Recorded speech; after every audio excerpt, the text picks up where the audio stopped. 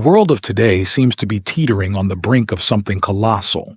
Wars are waging, countries are murmuring threats, alliances are strengthening. We are observing global powers aligning themselves for more than politics. And for countless others, one question looms like thunder. Is this the launch of something greater? What if what we're witnessing isn't geopolitical conflict? What if it's prophecy? More than 2,500 years ago, the prophet Ezekiel wrote of a war like none other. War which would be fought in the latter times, a conflict that starts with the invasion of Israel by a large confederation of powerful nations. Ezekiel 38:2 says, "Son of man, set thy face against Gog, the land of Magog, the chief prince of Meshech and Tubal, and prophesy against him." Gog is a leader. Magog is a territory, widely believed to refer to the region of modern-day Russia and surrounding nations. Ezekiel lists the others. Persia is modern-day Iran. Cush is associated with Sudan. Put is believed to be in Libya, and Gomer and Togarmah, connected to Turkey and regions of Eastern Europe. These nations, from the far north and south, unite in one goal: to destroy Israel. Take a look at the world around us.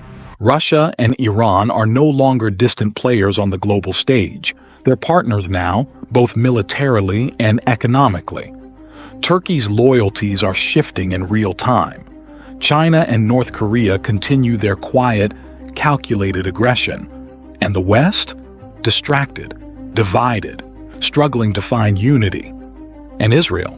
Ezekiel 38:8 says, "In the latter years thou shalt come into the land that is brought back from the sword, against the mountains of Israel, which have been always waste, but it is brought forth out of the nations." Israel has returned. After nearly 2,000 years in exile, the Jewish people have come home. What was once a barren and desolate land now pulses with life, cities rising, innovation flourishing. The stage is set. Ezekiel 38:9 says, "Thou shalt ascend and come like a storm. Thou shalt be like a cloud to cover the land." When the invasion begins, it won't unfold slowly. It will strike with force, like thunder cracking the sky, like floodwaters bursting through a dam dot. But this is where everything shifts. This victory won't belong to Israel. It will belong to God.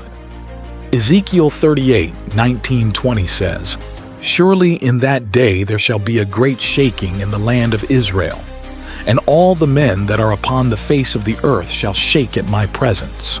Then verse 22, "And I will plead against him with pestilence and with blood, and I will rain upon him, an overflowing rain, and great hailstones, fire and brimstone." God will intervene, visibly, violently, unquestionably. He will shatter the armies that rise against his people, and in that moment, the world will know he is the Lord. Ezekiel's vision does not stand alone. The book of Revelation echoes it, like a shadow cast across time. A global system begins to rise. Peace is stripped from the earth. Famine follows. War spreads. And death rides in, cloaked in power.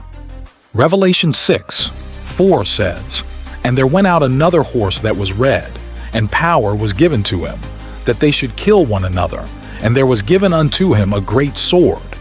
The wars of men pave the way for the judgment of God. Out of conflict comes collapse, and from collapse, control.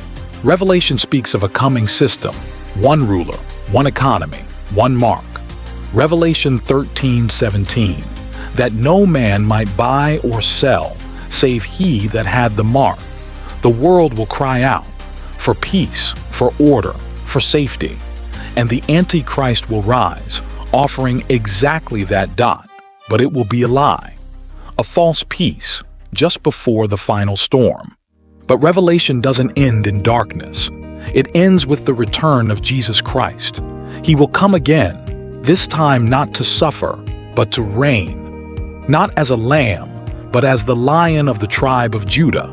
The armies of the earth will gather against him, and he will speak, and they will fall. But before the crown, There was a cross. Jesus came once to save. He carried our sin. He died in our place. And he rose again, shattering the curse of death. The question now is not, when will the end come?